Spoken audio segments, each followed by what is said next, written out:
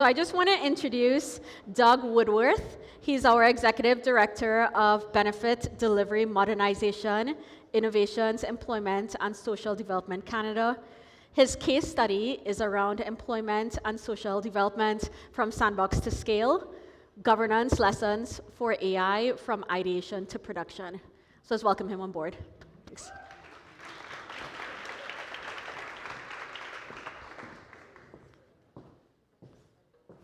Thank you very much, and it's great to see everybody in this very classy and romantic environment for a data analyst. And I'm very, very pleased to have the opportunity to come and speak with all of you to tell you a little bit about the experience that we've had from going from being excited about an individual analytics and AI project that's kind of keen and you promote and so forth, and moving that all the way through to a systemic process that allows many people to innovate in your organization and deploy those solutions at scale. We may not have perfected it yet, but I want to share with you the experiences that we've had so far. As the introduction said, my spot in the organization is about modernizing how we pay benefits, how the department pays benefits to Canadian citizens for our premier programs, which is the Canada Pension Plan, Old Age Security, and Employment Insurance. You may have heard of them.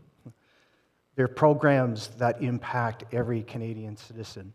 And so we're looking for ways that we can very quickly modernize and deploy technologies and so forth. In terms of our aspiration when we started off on this journey, to give you a sense of the types of things that we were looking for, we wanted to find ways to automate our benefits processing. We wanted to do things like ingest and pull data from documentation. We wanted to assist agents in terms of the work that they have to do when they're sitting in front of a client or when they have a client on the phone. We wanted to look at fraud detection and many other things. So it was the full gamut, or the full spectrum that we were looking to experiment with and deploy. And we knew with these aspirations that there were a number of challenges that we were going to face coming in. And I'm sure they're all challenges that each of you have faced as well too, but how do we set up the technology to be able to do that, not in a one instance and experimentation way, but at scale so that we could replicate and move at speed? Things like, what are some of the processes for operations to put in place? Again, it's one thing to create one of these models on a one-shot deal. It's something different to integrate that with operations and have the appropriate training and adjust and maintenance and those things over time. We also needed to think about data, again, in a little bit of a different way. This wasn't about, calling up the ops people, pulling out a data extract, and off you go. It was, how can we make sure that there are the right data pipelines in place, that the right protocols in terms of anonymization, if required, were in place? How do we get those feeds on a regular basis? A totally different kettle of fish when you talk about operating at scale. We also wanted to think through what were the legal and privacy implications over time. So one thing to get privacy permissions at the outset, a different kettle of fish also to maintain privacy and security and all those compliance issues on a model that's operating over time and interacting with your operational systems. We also found that change management is not something to minimize. It is something that is very mission critical in terms of not only the execution of the individual project, but again, the pipeline that I'll talk a little bit later on. And obviously, cost and resource management are something that was very much on our radar screen.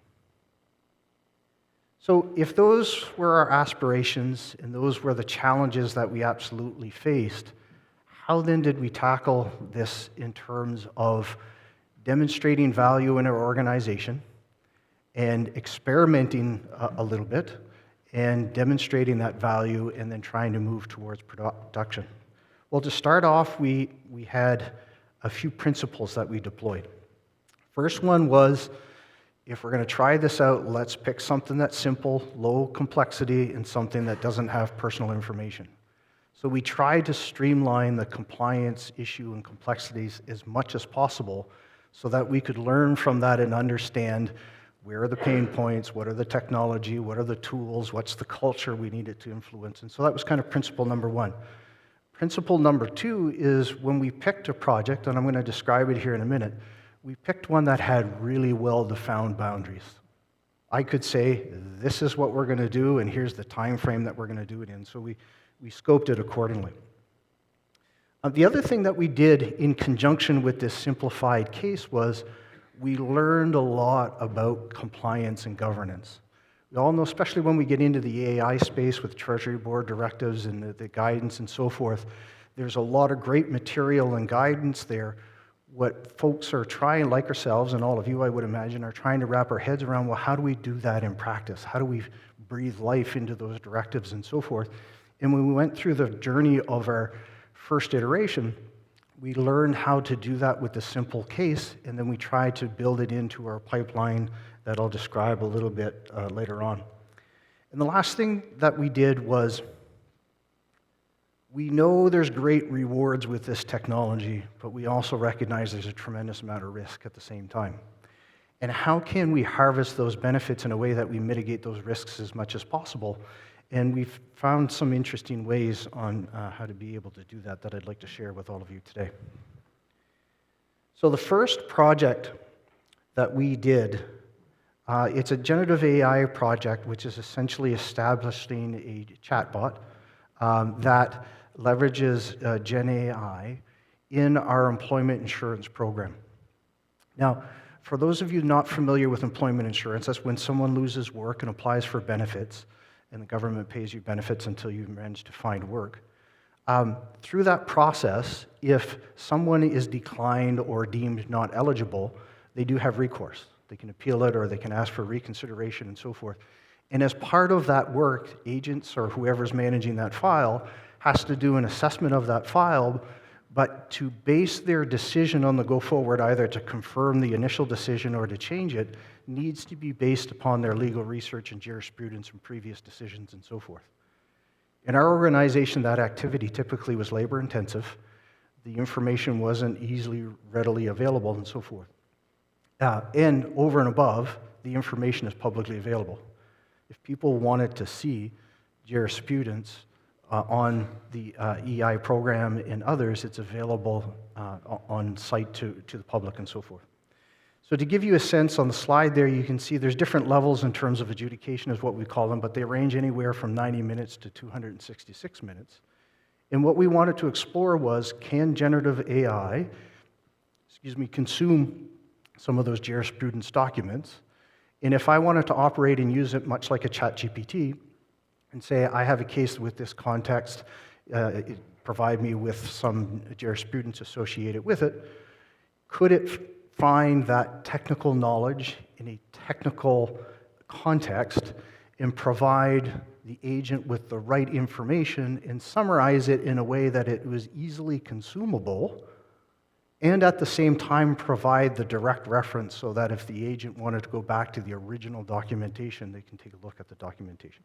And that's essentially what the jurisprudence chatbot did, and we had a great deal of success with that. So before I go to, just to give you a sense, at minimum, we've got a production bump of 15 to 25%, which we think is conservative, but for our first go-around, we wanted to go conservative.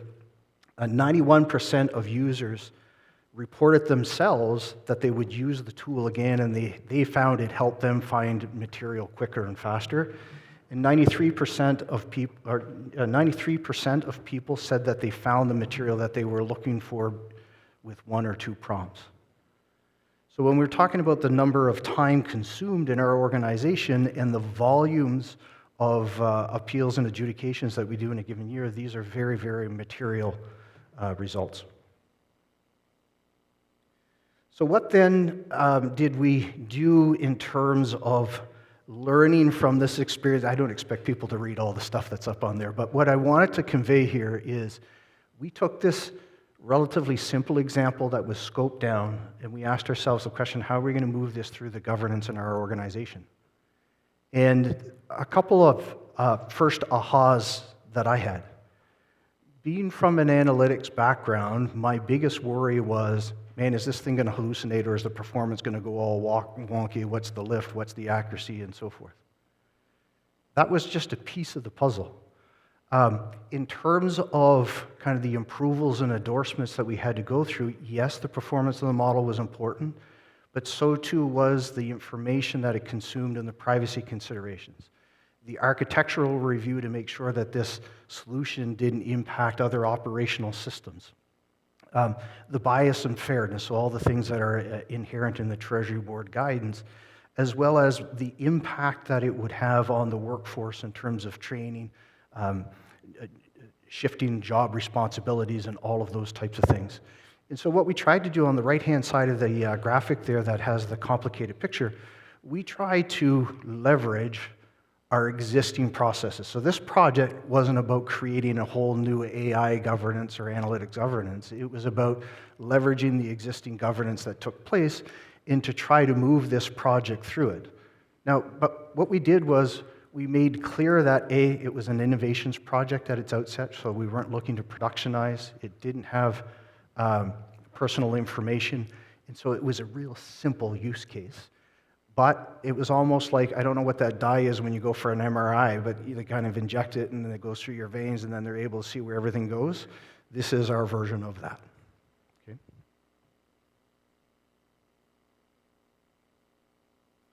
Okay.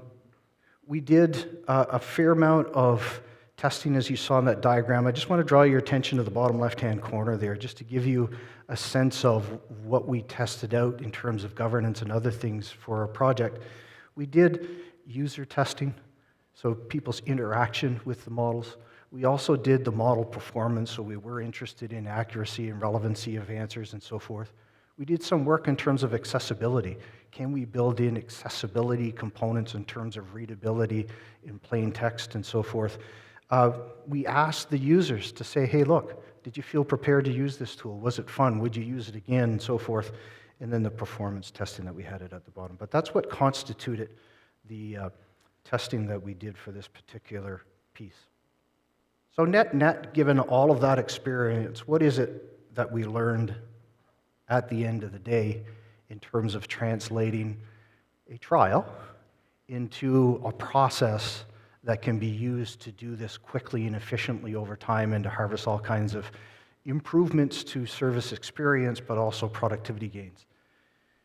There are 5 key things that we learned. One was around the budget and prepare for unexpected costs. So what do I mean by that?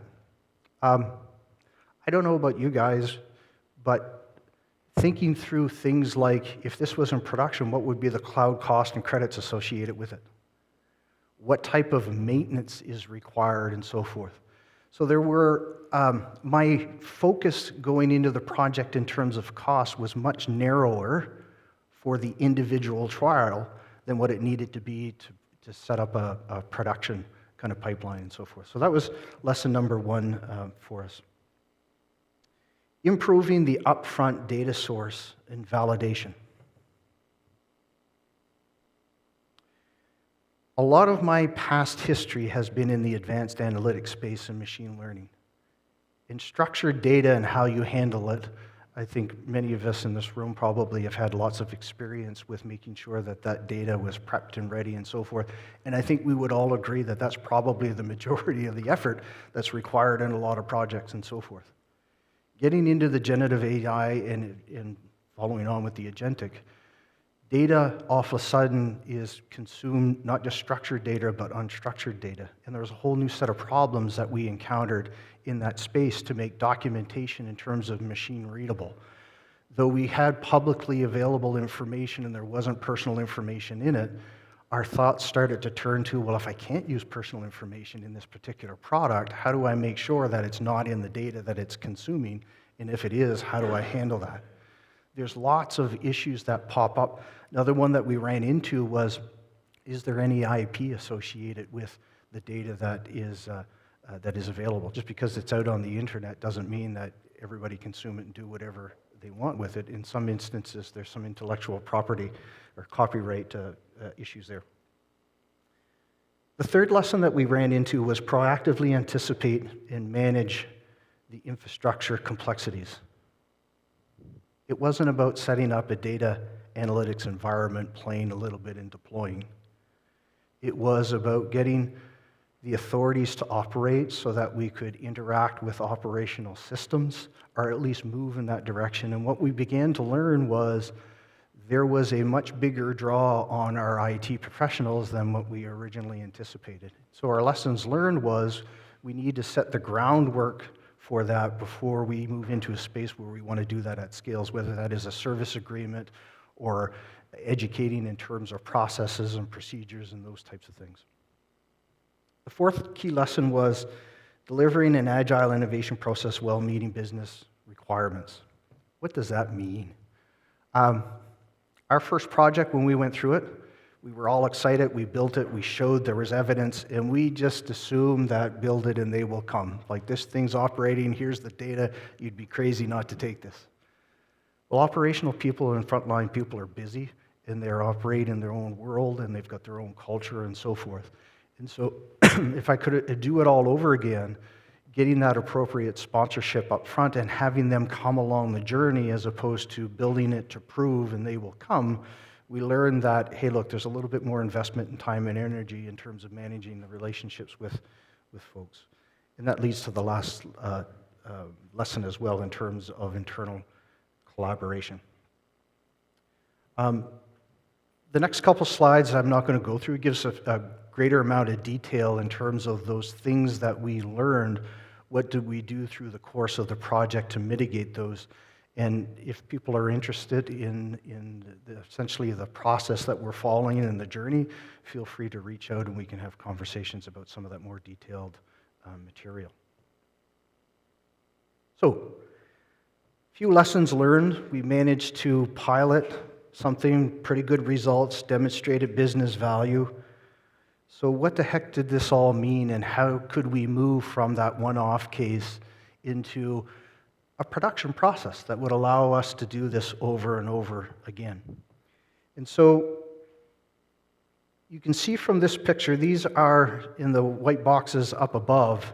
These are real use cases or projects that we currently have within our production pipeline that we are working our way through to not only experiment, but to implement at scale. And so the question then becomes, well, okay, well, how did we get this portfolio all of a sudden? Did I just cherry pick it off the street? And the key lesson learned, if you remember from a moment ago, was we needed to make sure that it was anchored in business value and what our operations and business needed. In particular, for the program that I come from, is this going to help how we transform paying benefits to citizens? And the boxes on the bottom, and again, I won't go through the detail, but the boxes at the bottom are intended to demonstrate that each of those projects are aligned with the outcomes that we wanted to achieve. So things like, will it improve program integrity? Will it improve the organizational performance in terms of our resource burn? Will it improve the employee experience? And in terms of the capabilities that we had built out in our roadmap for our modernization program, do these projects actually deliver some of those capabilities or enable those capabilities and so forth? So we had direct line of sight between what we wanted to do and what we wanted to achieve. And to move to a spot where you do this at scale, that's a really, really important. Sometimes that's easier said than done. So how did we kind of go about doing that? There's a couple of graphics here that I'll show, and I'll try to walk you through them. I know there's a fair amount of text here, but what we found was we needed to get disciplined in how we approached coming up with an idea, curating that idea, getting the approval on that idea, testing that idea out, and then actually deploying it. And if you could read all the small print that I've got there, that's essentially what that is describing. It's we've systemically put in place a process with a playbook that others can kind of use and follow and so forth that allow us to solicit ideas from anywhere. Anybody can put an idea forward, but part of the discipline is to go back and ask the question, which of these ideas will move those capabilities forward as part of our vision? which one is less complex, which one has some evidence already that it's viable, and so forth. In the detailing behind that, those are the criterias that we would use to filter through that process.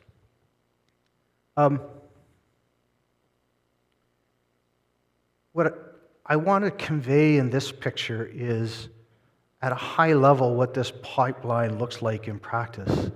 On the left-hand side, you can see there's 30 plus other ideas and backlogs, so each circle represents a bit of a use case and so forth.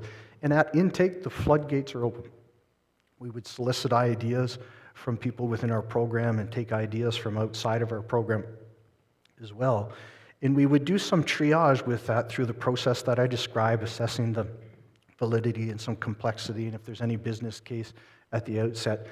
And we would whittle that list down to what we called kind of a paper prototype exercise. And that paper prototype exercise sometimes literally could be on paper, but for instance, if my staff were able on an open source be able to go out and download an app and try an exercise out that would demonstrate, sometimes that is sufficient information to help understand the level of readiness in the organization, and it can give you information like, yeah, we could probably pull this off, or, oh man, we can't pull this off, it's gonna, it'll take forever for us to do that, and so forth.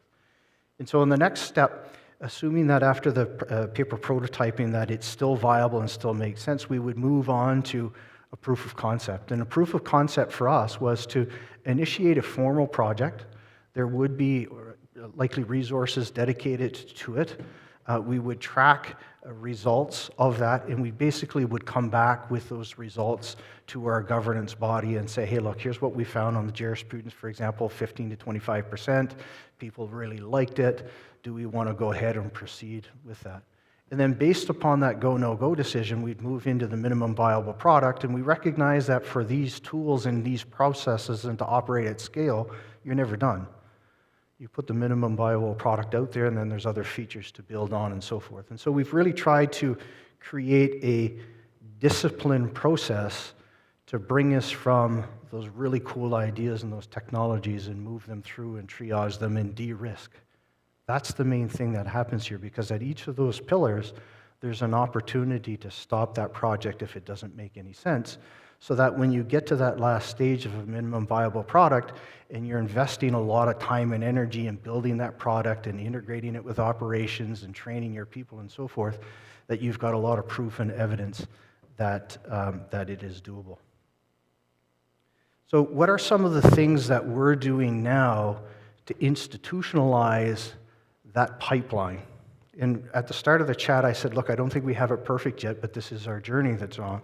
This list of things that I'm about to describe is where we are today in our organization in trying to build those things out. So on the left-hand side, we've got things like manually creating cloud environments with no standard.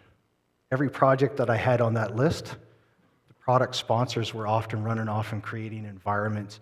Not all different environments, but there were a number of them across the board.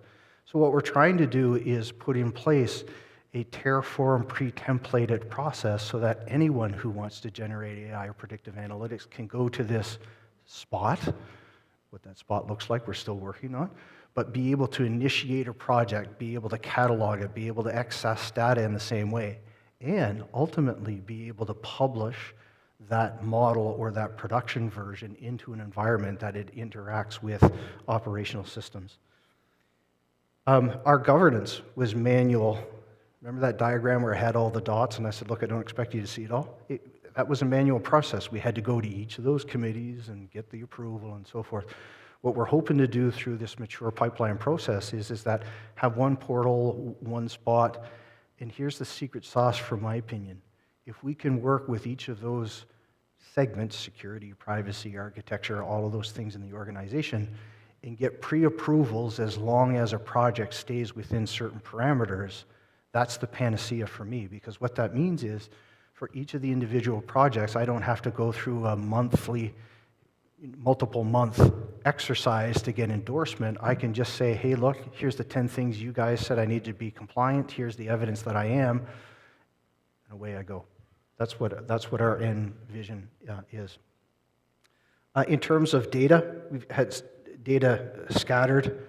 We want to create a bit of a searchable marketplace that provides the machine learning data. Now, that one, as I mentioned earlier, it's not just about the structured data and having a governance data catalog and getting the data tables that you can get access to. This is also about curated data of non-structured type. So is there project documentation and materials and emails, for that matter, that should be consumed by a particular solution, but how is that information managed? It too is data, but how do you manage that information in a way that it still provides appropriate access when it is needed, but you don't have to go through a big exercise every time that a different project needs to access that same information.